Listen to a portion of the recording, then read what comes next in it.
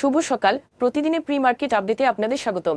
সূচক 33.65 পয়েন্ট বা 0.69% বেড়ে 4,906 পয়েন্টে স্থির রয়েছে। বাজারের লেনদেনের পরিমাণ দাঁড়িয়েছে 365 কোটি টাকা, যা আগের দিনের তুলনায় 36.24% বেশি।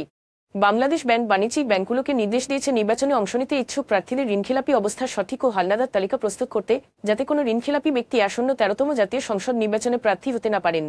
বিবিএস কেবলস 2024-25 অর্থবছরে 86 কোটি টাকার নিট লোকসান দেখিয়েছে, যা আগের বছরের 13 কোটি টাকার লোকসানের তুলনায় 561% বৃদ্ধি।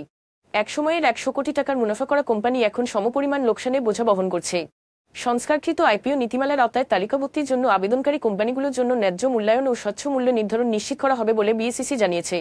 তালিকাভুক্তি কাঠামো আধুনিকায়ন এবং নজরদারি জোরদারের অংশ হিসেবে এই উদ্যোগ নেওয়া হয়েছে। বিডি থাই অ্যালুমিনিয়াম 2026 অর্থবছরের প্রথম প্রান্তিকে 194.4 লাখ টাকা লোকসান দেখিয়েছে, যা গত বছরের একই সময়ের তুলনায় 2.5 গুণ বেশি। এখন এ পর্যন্তই, ধন্যবাদ।